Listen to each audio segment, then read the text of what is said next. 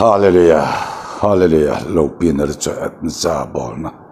Bakaya, Umzata. Tuni kiti pat pa epiva papatin, amas satan my tongue, but man lang. Keong dam zinga, so peteho, taupit nazar le pakaizala, dam sela tuni dan ayong kibutukit te na pat pa epio. Ama hi, koma ki patu hi, se chim te lo hi akine. Aje tu na panin din piding khuchut na eti di hon pansa na dinga chun thupi yong eti jevin je jung ete thisan gamla peugal gam nom ilhun mavin je jung ete thisan gamla peugal gam nom ilhun mavin ti hi ei pawai enjole athu hi kinep na thu in law hatin chena ding hin samal khatna bungup na sung ei in abonin simjo potin ye simjo puntin som la khatna ai hin panin chang som le chang khatna ketip na thingkung chu bong kang sung atungun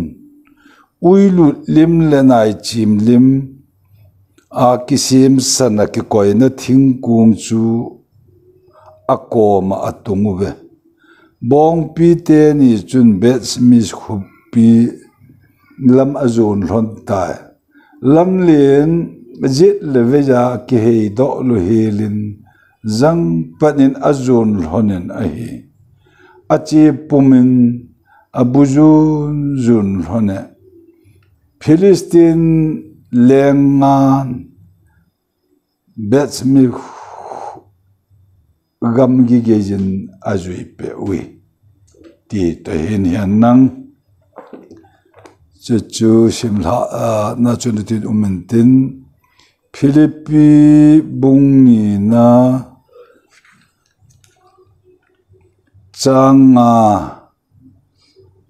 changla ta zong en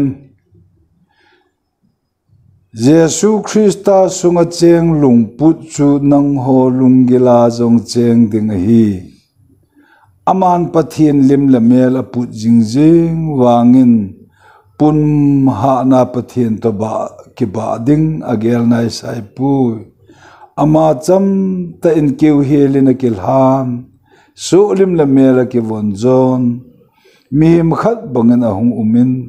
mihim bangin mihim melin ahung kila in thi na chan gejin acham tan kineu sa in thing pela thi na chan gejin thu na nunga he a chu pathianin ama chu mun sang pen chungwu ma akhan sanga minzo sesanga min thang pen api ahin he achuwan le se chule se noya chengzo sin dil su aje su mina chibaya bu diu chule leyo sin pa pathin lo pin dinga Jesus Christa chu pakai ti aphon do che diu hi athu pathing isim do athuni papa pathinin kele bon chawa dingin atha in wang phathe bo petaw han phat kalhan de hallelujah amen hallelujah hallelujah amen kapa wa nami sagau thing wan bo khun nem che bai tu ni dan ta je hung ding thei ke na ka madam nei sel na kalhaga bo kata saw kalung punu nang man neven bi benavanti la nang man ne som jing jun ka ke panamin ka thang wa tu ni dan ta jing zong hin hi chi jing wa te thisan gam la peugal gam nom ilhun mawin ti hi kinep na thu chang le ta sana ol hagau thing pui hoina a khon ne chan ge ya thu lum ke ya thi ne chan ge ya panglum ho ta sana ding dat ho thunna gam tip gam hin khu thu hi din pi ding pan sa na ding chi na ang le mi pi thungai ho dan kal ha ne kale even pi akamu nang ma in e man pi ding kanop nop say hello zo in o pulam ta sangai nom thusim kidang dang ho sei do na hello zo in thulhun luile thulhun tha aung ke khan nai hoi lai ke khan nai o lagau theng nang na za manga nang man edin pi ding thungai ho chunga chung na phat the wang bu da tha nang man wang bu adam mo na alaga wa na ta saulung put marsom na tinjang marsang ansung ama memal hin hu achun zong nang man marsom na wang bu da tha wang bo marsom dingin phatle bible chang da thu thing karan do nang khunen lan do in kachai tak adang man nei mang cha devin chang a thoki ka puka jesu min ka ta hol re amen chilaya samuel chungchang pa thudol thu chu athot thu achun imovin hilaya philistine meet in israel to israel to anake gal wa akisat nawa philistine meet in namhan israel azo thu wa hilaya azo wa hi pathin he jingna thingkhung hi chi amat piwa heji philistine gama chu akwayo chelai hi che athu hi nung se la sot pe se kiting in bible chang kilang ta yi ngai ji chun christian joseph ni chi hi ala athu hi seidi eti ho lovin la do nom na kha chu ja chu ki sim la wa in hilai amat wa philistine te gama a na pathin he jeng na pathin thingkung ki pa hi a na hi agam sung philistine mi te gam sung lenga sung hi echi pathin bom etiu echi na hi na munjo si hi tina vejwa uilut vejwa chi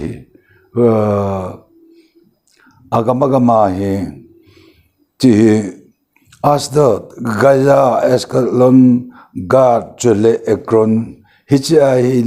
lengam nga hi ki atha le wangwa hichilaya pathinin philistine nam an soi na pa hi asoi achang khalo umlo hicha ja athia mang zong tam ta oma hichilaya pathin bom pathin bom pa hi chi achai na ki cha do wa athem puthem ga holo ya ko khom ko le lenga cho ko khom wa chi i ke lo la phan tem ti hi ase no wa he tom shen ka tin hilaya ase piano chu hilaya namo tol do thelo di we lenga chun lenga sunga su khel na cho se no mana chu sana leng kha chun sana atum kha ti jing sei tau te mahor kha te tau te heding sule nat uilu nat lim chu to sana akil hading sule kha chu nai chim lim ti hi bible se nai chim lim eti pau hi cha hi kisim chule hi chi pathin bom atulai paul a box ti taute thingkung ko ma chu atuma hi china koina lenga in epiha chon sit man ngai dam dana ka thil tu sana uilut nai chim lim sana a hi chu atuma ke koiding hi chu ase hi chu bong kang tha be na la diu bong pi ni holo vin lang da bong pi ni a holo khat ve cha yang pu khalo so le ipiha ano noi chep lai he chu mangovin lang ano te ni chu akola nung hen lu ki devin so le niti bets mi khuzo na hen he chi sol taven she solovin lang achi bets mi khu agal huna nat si no hi nat si no hi abeya hi le Israel pathin umeti het bin pathin bom chu hi chi ti chu ki chi tan te ti a hi aseyova cha hi aseybang bangwa cha bol wa bong pi te ni chu chunga chu bongari ti ram bongkang a cha koi do wa ji ejoba sim do som la ni la ma chu hilang je lang jong helong ve lang jong lo nong lang jong helong malang hi che jing ano te ni hi akula uma he chu apin ngai anovin ngai he che puma hi anoi bal ha din mun chu ano te ni en bong pi noi chep lo chu adang akola dang cha chule api te ni noi bal noi tui ki hol chun buj ano nga ya bujon zona bets mi khuzun lama joshua lo lai song pi hizun ti ta bible jejun jinga chelaya joshua lo lai ya bets mi khumite in su lo chang ti ta dige hu lai ta den mun chi hin khu thui Malaya bujun zun ti anovina pi ngai apin anu ngai elaya chi din mun thui emoven chele hetzelai hi besmi khu josa lo lai apha wa hi besmi khu mi te en anamu ba ki pata chelai hi josa lo lai sum pi ai kenga helaya hi Allah awate chun bongkang cha chan pan ti tha be cha pa chan pang bong pi te ni athawa cha chu mai cham hi atun do wa mai cham hi abol wa kilhai na ani wa he che thu hi emo chele hi chi pathin bom ti bets mi khojona bong pi te ni hen pu lut ke ti chu bets mi kho din mun chin khu a hi hilaya hi pathin bom ti ta chu hi che pa chu koi ti ki loben epm lai din mun chu hilaya bongkang sunga hi chi pathin bom chu athem na over pathin thangwa na pelwa athem jing lalai jing wa chu mi som sei bets mi khu mi te athawa he ya chu bets mi khu mi te hi chu tabang pathin hing he chi ti atwa kichao mi jimma sanga ha koi pangjo de mativa hilaya hi keret jerim kiti hu mi asolo wa pakai kitip na thingkung chu Palestine ten ahung tha na pa chu he ji kepu ta na ti keret jerim khu hi abinadab kitipa ina chu akoyo he ji Elia geti chu pathin bom kin na tong chu na pang ti pa hi athobu emo da chu le he chi chi jung ti chisan gam la piu gal gam no mi pha mau ti chi jung ti he chi jing tu hi ki chol do hello nam Israel Sinaya a umuwa acham sorwa pa pathinin na kholin ban zom tavin anti na pa aje chu lung tup gam kanan zon hechin e ho a hi le thisan gam la piugal gam nom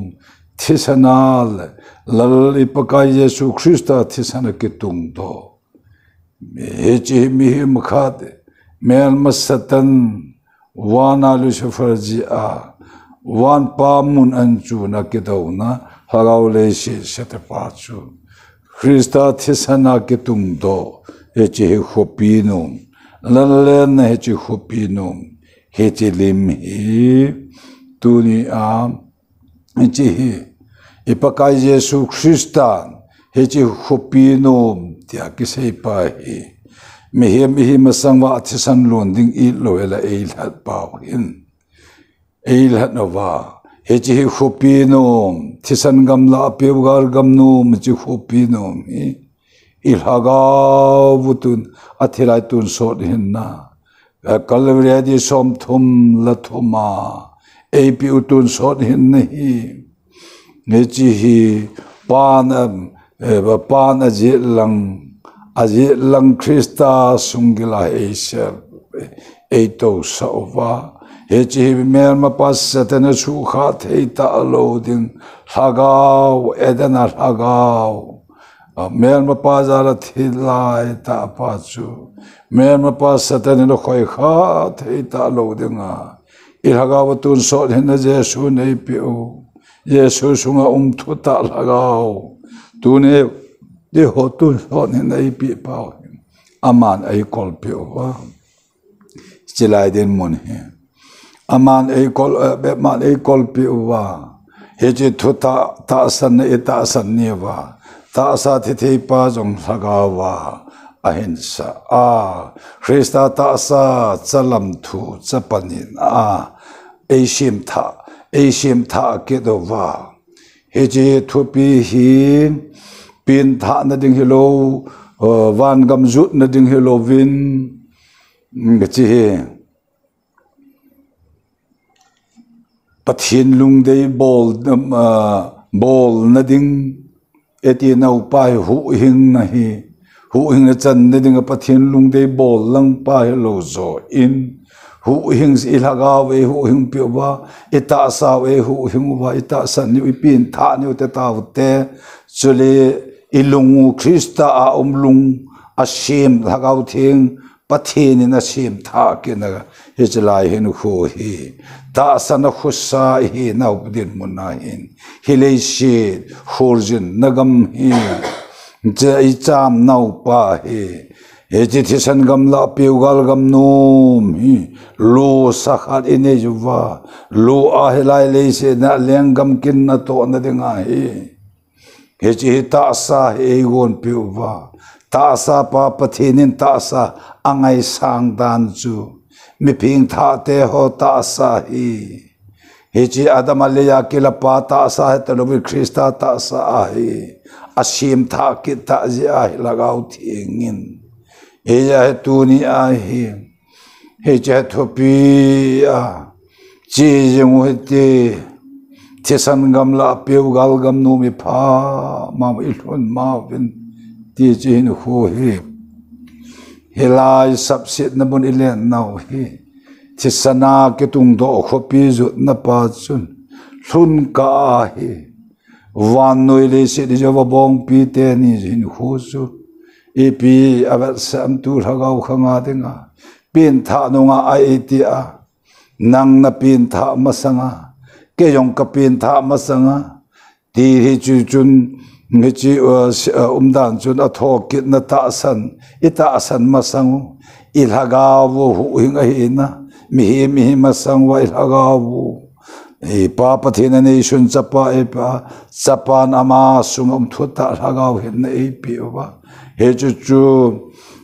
aji langa ato sa Christa sungila e sel gu no pa helai thota ita sanni wa ta sa the pang lagau thingin Krista ta sa sim do a lungpujong Krista lungpura putni wa kuna hi ai ite a bong pite ni chu ai te a pu khalo nang la ke ta sa mi him itiwa ikise in sei pau chu ata sa mi him lovin Krista ta sa he che ta sa phe a he che lagau thing pathin il lagau wa chen chil ne a ko na he che na do zo lo khat den mun chu a chen chila chilai ta a ke chi ip din mun hin khoi ham che pin tha nunga ta salam lungput thilo pa chilai chu he na no ati na chu bong pi no ti a ke sei lai pa he bong pi ano te ni ki hen ti pa he helai le shi ta sa a ilen lai wa pin thal hu hing cha te hin sung wa ilung gel ilung put pau izon lungu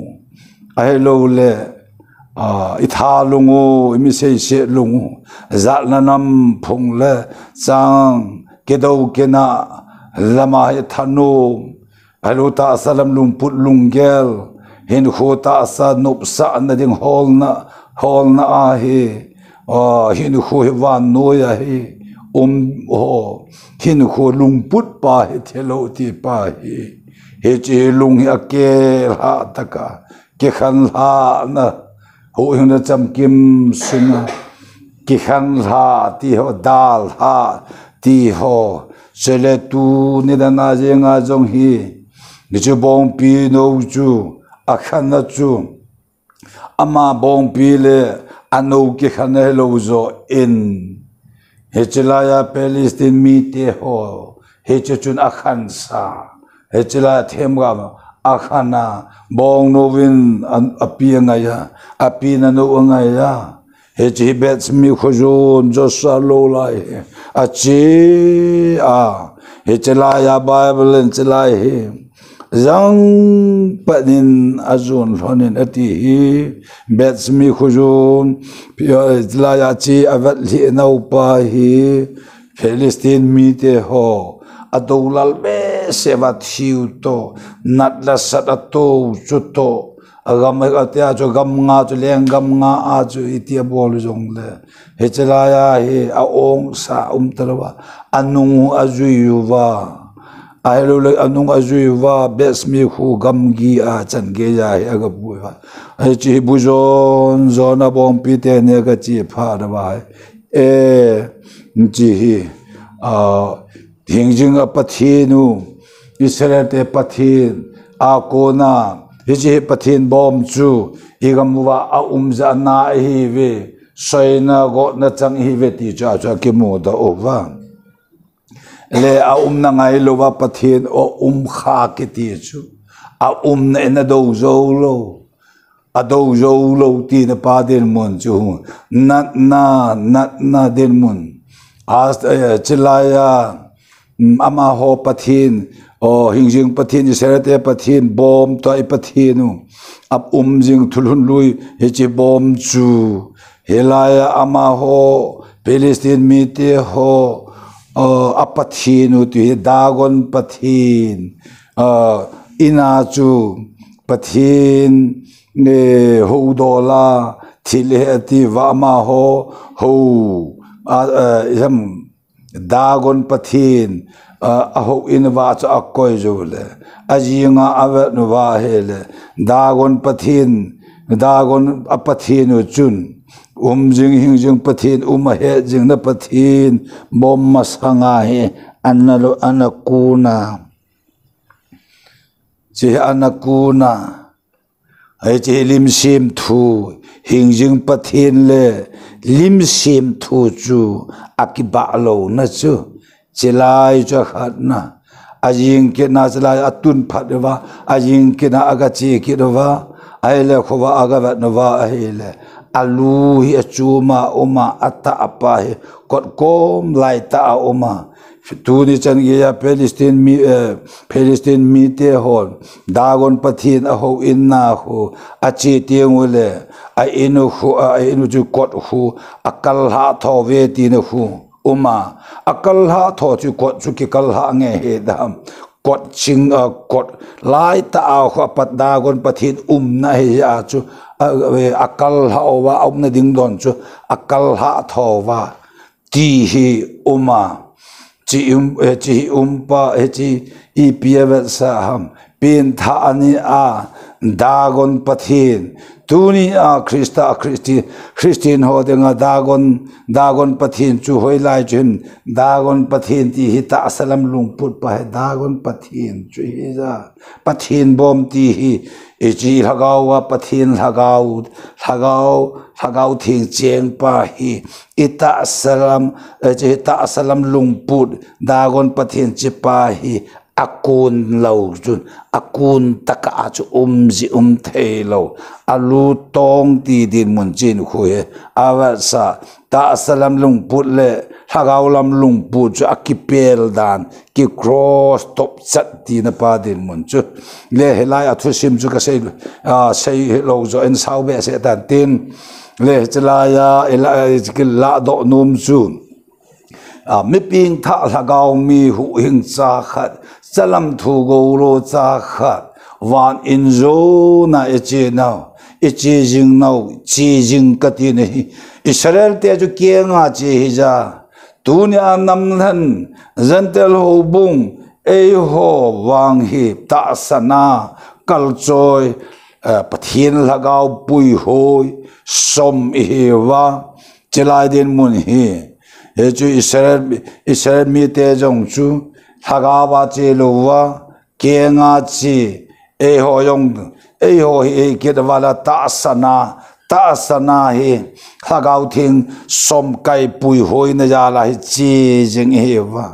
helai din mun pa hin helai le che di le now hin kho sunga hin gan the ha sa e tho thu gal a ome ai lo wale khalla khat ke ka ke na ke do kho laveng alo ho bungsung mi mal nu pa ke ka chal naw alo le te pu mo nu ke ka azong alo le insa in langa ke na nu pa pi pu ka za la nam ke do to na ke de to na ke nom to na din mun ho hin kho hi chegama hin zinge nop na pu chole in sung din mun hin khoge zinga jong hin kan la mau na ailo la ki khan na sat na in me ka accident to na e tabang din mun hin kho hi e to ve ta san sa te in ain lai din mun chung chang pa hui sei do min khu pa hi nang thuta sa lagaw mi chun na he ha pathin kai ho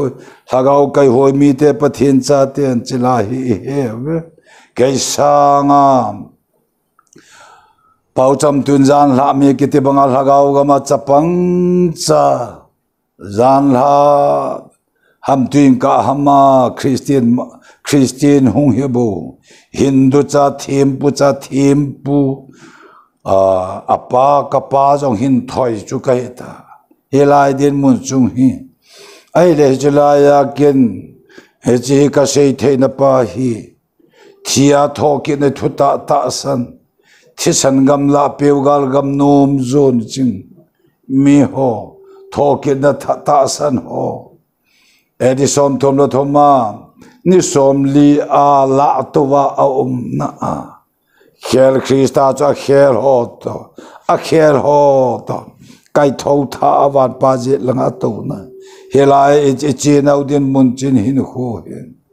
ha san gan the na e to we kan ko te ho se la ya hi le shi lungai na le chi ke khan la na mong lo wa hi he chi che gam hi lu the lo mi jong ho doi choi ho nu that pa that tul that hon ui cho hon chi thi san gam la pe gal gam nu me alo lo di hi i Bible pau hi pakai ya so Christian ei shape we he je Israel mun chu Palestine mi te ho chu tu ni a hi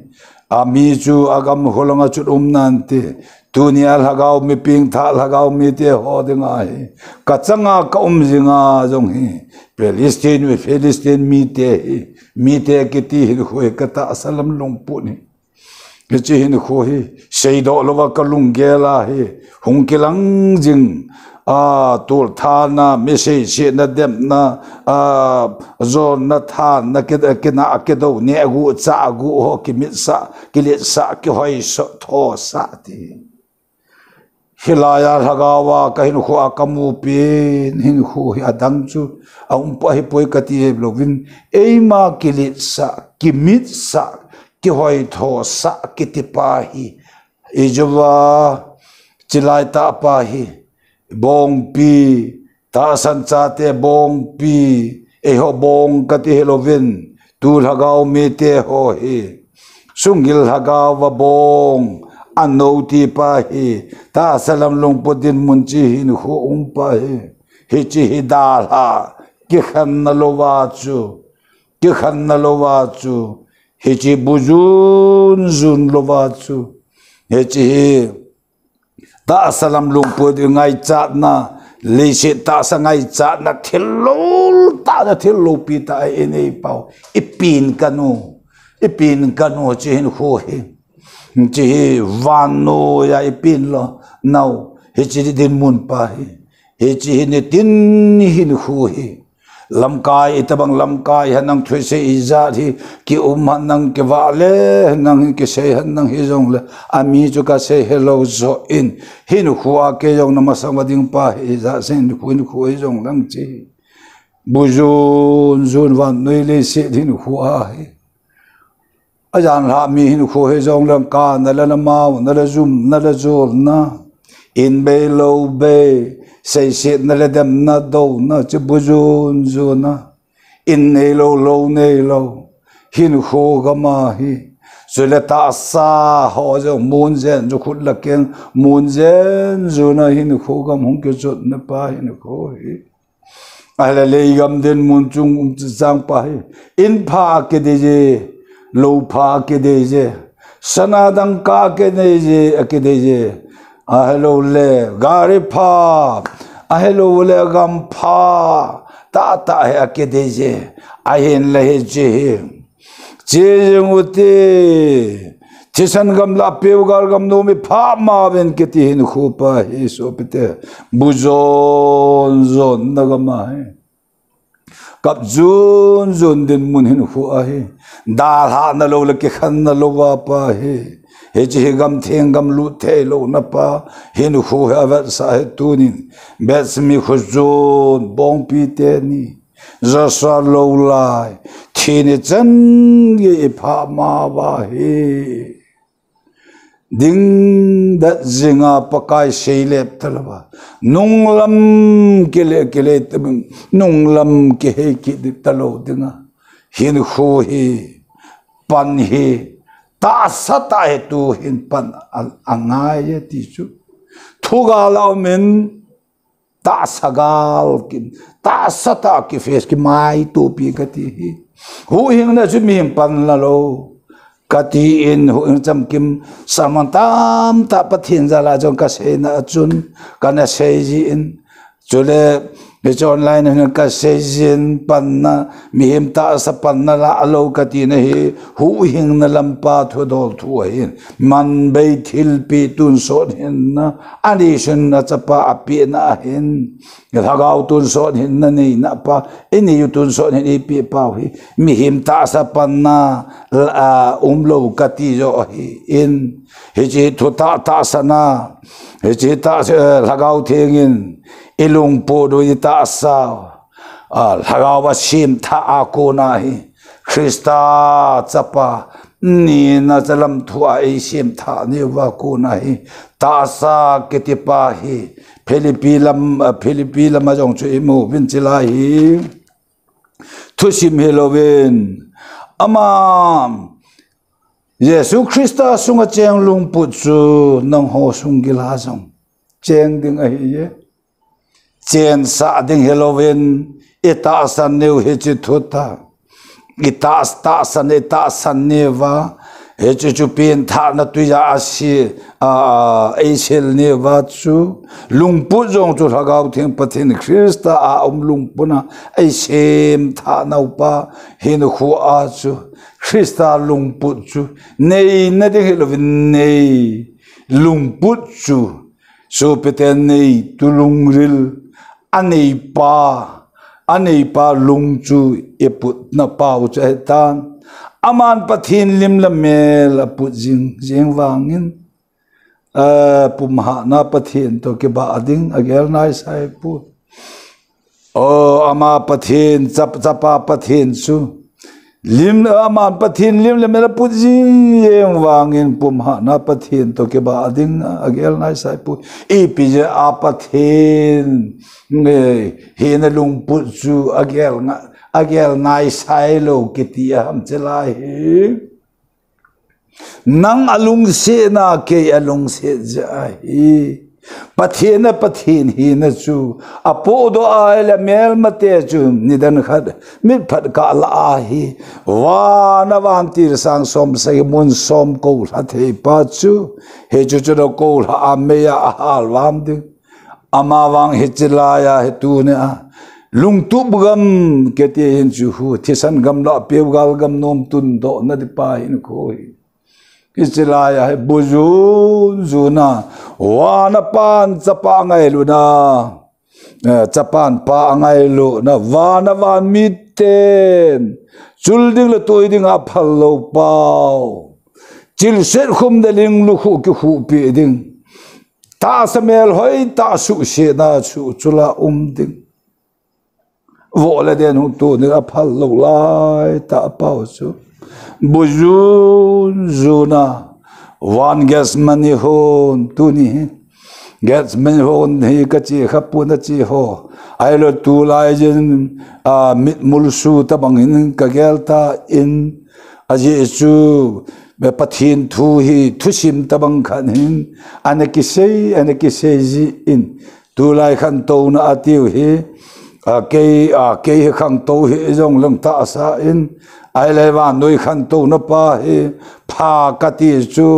phone jong ka ni in ka choi hi in ai la he ji cha nau te a ju va na ai le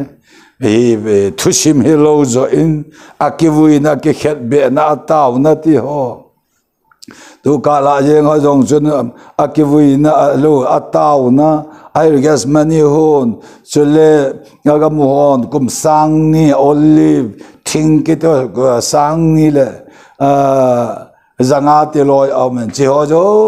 se su a het pi umai ipia ma het pi thil sim jo se nang la ke in kan ku te ho pathian thu mi hu in me ngai lu nei sei do no sei do he no phung do he jong la thing in an sei ding he song in a thi ni a aman cha ho chu ipiam al ha cha hong pang ding wat ngam hong hello ding ngai ngam hong hello ding he chala pathin cha pakeng to chut pha hong ke te ho he bra bung ko de chung chang pa thil bun chin khu ti hele song in eisem pa ka pakai thi ni chun ka ke lai ka chip lai lein ka chip lai klingen ka ke thing khwala thir sim vaina so do lo na hi thilan se thing phu hon I pian se di ham chila din mun hi ei sim pa hing jing ka pathin chu hi chi thing ke ya hi ki khet be hi ti hi an phon din ho hi ho ding ai je chila din mun chu chapang ho thip dinga sei lai ba chapang ho thip ma he le sung aw do ding ti na pa hin ho he kan ko te ho he tabang hu hing la lo pi ki dang hin hu ala to nan da bong pi bu zon bes mi khu zon gam din mun ho ano wina nga ya pi na nga ya anoi tuina sala ano ngai na pa din mun hin hu hi thil no mai poi van noi le se ta salam lung pu chan chu he chi thil thilma ai pu thu si mai lo je chun ata ta thota he je chu o piladin leng piladin ipakai Yesu Krista chu thu ta sei phung la he che phung nang ka hung lo ati a pilana sei chu iphem thuta ata na ti chi iphem thuta na ti chi pen Yesu Kristan don but lovin Yesu Kristan don but lovin adon but lo kati chu ya adon but Calvary adon but mi chon se te ko wa hung ka he ti chu zo pang lo thuta chun ke hi pa heng jut na lampi chu ka ke a ko na che lo chu koi ma pa kom long poi ti o Jesu Krista in adon but lo chu Pilat don but theya tu lai ho bung im ta wa Krista Christian te hen Pilat don but theya im te in min pa pa thin thang wat man la a je chu mi jong doi team pu cha team pu khat in song ai lo le mi jong mi thang mi phalo mi gunda khat nin jeng en song hit chân gây đến muốn gì nữa khui hết đó thêm thế này akine na gam ho lâu pi cái ti mi chừng mi thêm ho hết đó dâu lúc mi gunda mi yong nam se mi đi lâu mi kita lâu ho có mà pakai ki phun na gam ho cái vật tiếng này hit bang lom lung se na lo hu hing cái cô te 왜 지 무나 우히템 골 파제수 어당히 와나 좀달로레야 엄달로 네이션 사파 아네이션 티힐로피 히카티모 몽 네히카사 아당 네이달로와 아네이션 미피 된 문제누 야 봉피테니 타산 라가오 mi te ta Krista Christian te wang chun tu ni din mun chin khu bong pi te ni bujun zuna an o te ni ke khana a ke khana he che jo so lo lai bes mi khu jun alun je nga yong chu ki hing ho je na hung nung tai ti hilovin song pi zo so lo lai song pi a chu a bong ga de tha be chu a chan pa ne vin bong pi de te ni cho tha de vin mai cham sem na ne ta ve je jong te chesan gam la pe gal gam num ilhun ma ven kan ko te long ko ri ta ve jur gam hoi hin ko baka ya se hi a lung jing ta na lung jing amana na se chu ding ding ding ati hin tun hin jing jing jing jing ma jing ta hin kho gam khal ke do ding le jing ala mi he mi chi za ke do ding ding ati pa he ati de tun hin jing jing hin kho ta he je so pete ho le si le na hin kho hi khai le yong van mana iman the nau hin kho hi pathen lim le mela pu jeng wa nga he ama chamta ye pathen to ba ding hi agel nai sai pu ama chamta in keu helin akil han hallelujah akil han ama chamta in kevira akil han so lim le mela ki vonzon ti na pa hin kho hi lấy xe na chan na gam hin kho pa hi nei nala nei la sum tam ta ta pa ta min pha lo pha ngari pha in sung man cha pha ti chu nei chu chon set ka ti lo zo en he chu akhat na Krista thi san gam la peu gal gam nom tum do pa amma ya khatna lunga hin kho ya khatna he alal na ani na pa he chene hin kho pa he thilia ka hi pakai to nei kho min kho chong hi ta a helai sung sia e wa bong pi te nya no ji pi ham ke yong wa noi le se nop sa na kalan rai na ba dunia kajumpi la ka kicha chu a chai na thi na ti kam hallelujah hallelujah dunia yong kan ko te ho sagao mi te ho pathian cha te ho mi pin tha chalam thu go lo cha te ho Hidai pe ho wa kicha dung hi po ve ti hi ji ta sa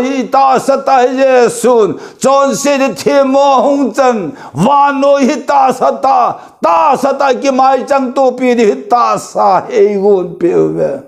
hi ji Krista ta sa nu la pa ho pi nu ta sa he ta lo zo en Krista ta sa hagau the Yesu Yesu kai thopa hagau the pathe din eji thuta ita sanniwa kata sannia kanu la kapa kapin ta sapa hong hagau the ngin Krista pathen chapani na sema long yong long tha thin tha sem tha nai hagau chumopi alung se na mopi mihim kahi masang ihi masang wa ipaka Yesu Krista na pi hallelujah hallelujah hilai thu hi so pete ho tu ni dan da je nga hi chi kadin pi nei ven su mi te ho le se nop sa nei chom khana ding bo he lo pi nei chom khana ding he bo ve ipaka yin bujun jun kati chu Disi bong pite ni hin khua chu Jerusalem kulpi wan noi le se lalna chang lo zain wan Jerusalem lal namal na in pi sung ai pulu na diwa awan Jerusalem lal na pa hindal ha noi Jerusalem kulpi lo pin he chang yo talo zo in ai ho van Jerusalem kulpi thisan gamla peugal gam no atun do na ding zo zala chu ama min phan na ding hol talo zo ama nop sa na ding zo chu hol talo zo a ilaga khan kho adinga ipaka Yesu Krista in Oh, tapa pathen wa noi le se simpa tu khang le simpa chu Hopi ker kot polama chon se hi apu a akhet be a hi chon se thisan gam la peugal gam no me lut the na Jerusalem wa no milo pi ho lo pi nai ama changzo lova pathe thi nahi mingol tabang khana mi thil bol thailo khana umpa chu ale nom lo alal nom lo zo in nang la ke amilung se na mingai ton amingai lu nazala athiding ko na thidang nunga cross ke pulsa heti athu hi su do hi in Athu hingai no mom thu hin kasim jin kasim mitheng je masaho heji athu ipaka chung chang thu he kasu jin o hitabang lom akengai lo narkilu se nakki khoto ne wan no he kanai kanun jong kapan ka phungol ka nampi no he chan ye ngai lu de ka helo Oh, mi chon se mi di lo ho lam kai Christian sung ho lam kai ho ding a jong ni khat ye yong khat ye ho nong kai yo ti yong kam ka ja kha lo ami ka dem na lo zo en shei thai na mi ka hi lo je zo satan so ga chu ye chi Bujun nalal to na hinda lapa pathe hi nahi jo hi ama mi chon keile nang mi chon site satan cha ati lo khop je nga min amu min evo pe na hu chimun chama na lo jo ama pathen chapa hi na lo pi na hin kho ton so ne na chei pe wa ama chon phan na chei sil pe wa nè thôm nia cây thô va pa pa the mà chân là gạo thiên cây thô va van gam pa je lang Krista cái tàu sa namona pa pa the mi chon se một thấy ta lâu dậu viên anh ấy luôn ta sa pa hong song ai tàu sa gol pa je suadang namu dam kamu dam mu pote sopte pha chom sai ne vậy thiên ta ka se ya ni kho ka tiệp này poi a sei bang bang a lung je ngai tu ni dan ta je ngai ong mi chon se mi di lo mi yong mi thang te ho amana zo pe na ke man ho no ti ho a ko ho ma wa na lal to na ha to sa hi hita ba hu hing na lo pi ki dang hina sa mo le han o kanam pumpi ka gol nu boy pum kapudol umutte nam sung hi ha ga nge ta sakama jong chun i chan ge gol tabang bang pha jong cho na ve tin lagaw lam khan kho hi hechi kamai to tenga le lai hi kalung na pen den mon chi hin kho hi gati de yo chu dui ya ta jong cho hin hang ka te awa loi mir van chun hin la chisan gam la peu gal gam no hi a ching a them a pha hoi a ho mi chon pha luôn na ding hele sei thang tabang nang la ke kan ko te e yu lu na chi hello mi chi sao rồi mi chon se te ko wa hung ka ti le e ho me chi nu ho chi thu ka se ya e ji pha chom sai ne so wa hin thu ga la thu ti chun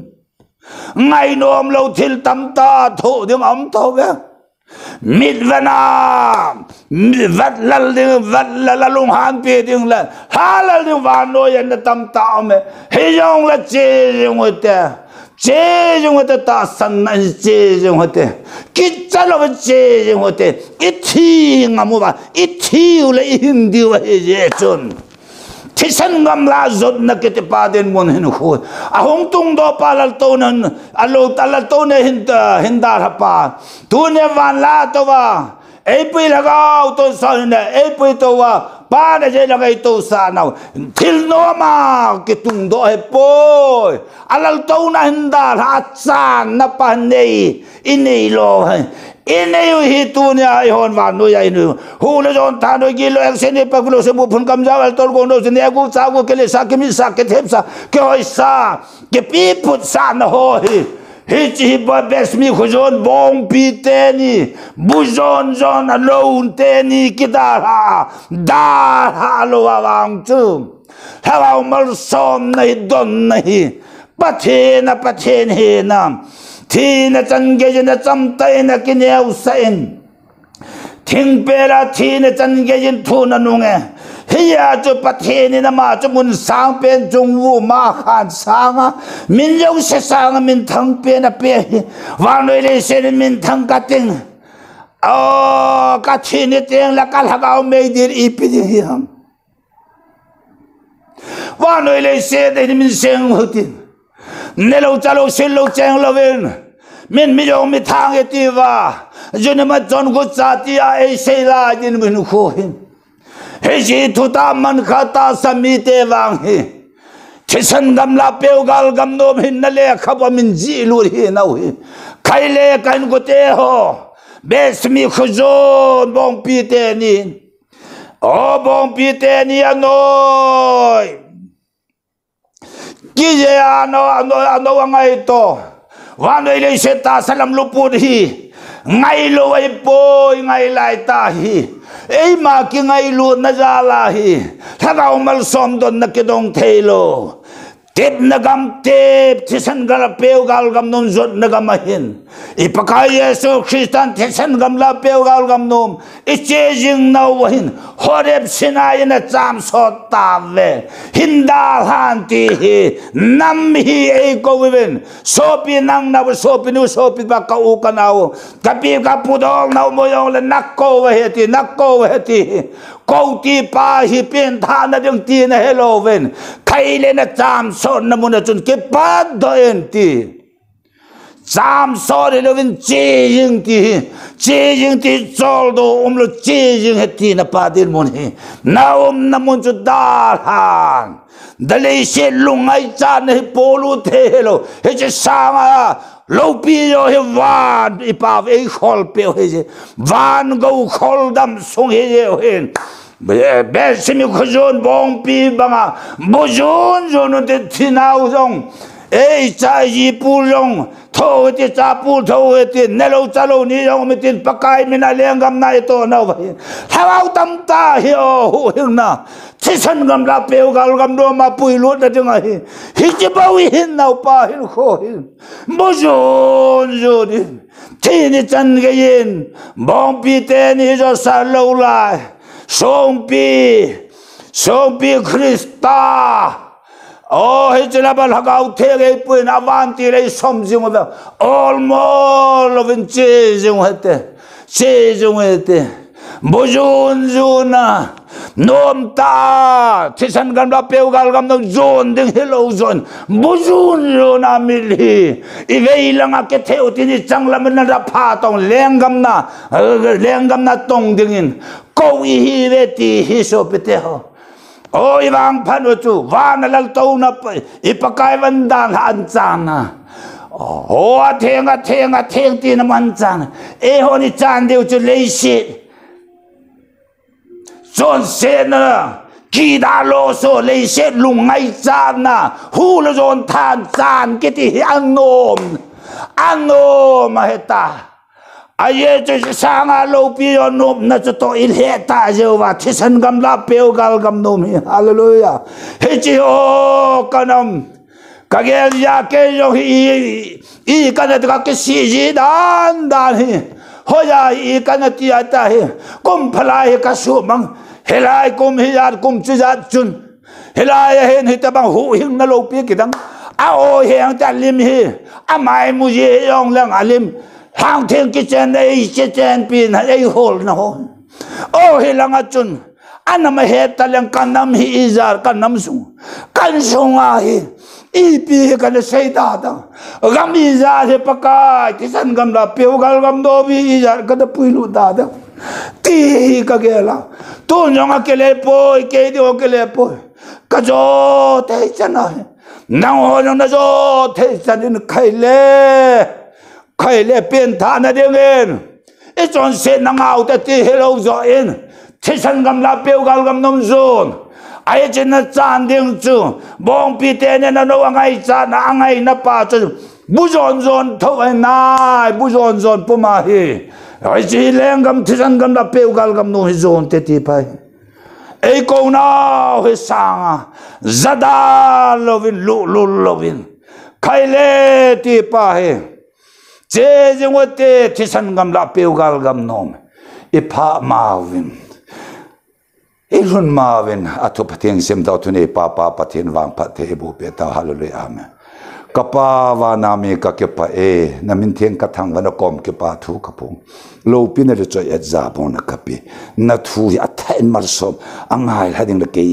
ho mar som na tha nang man mar som pi ding dam ni se na nei the dam lai se da tui pi kapal lai bes mi khojun bong pi te ni bujun junan no ngai na ta sanam long pu hi thaga wa tha jeng hin khu hi bujun juna chi jinga khon ni chan ge ja thu lung ke nang ma ko ma chol do ding ka hin apagam ho hi ka chol do na gam chol nga na gam nom kan zu na wa hin ka nam hi he pa hin su tha kin hin sa hal kin nam gol ho nam nunga ho ka nu te ho ka pa te ho ka nam hi thaga ulam opa he chi hi chisan gal apeu gal gam no ma chi jing dinga bujon zona thi ne chan ge ya pan la thei te chon che gal yo thi chi ding na tha na mar som na tha i mar som pi thoki ka pakai je so min ka ta wa hallelujah amen.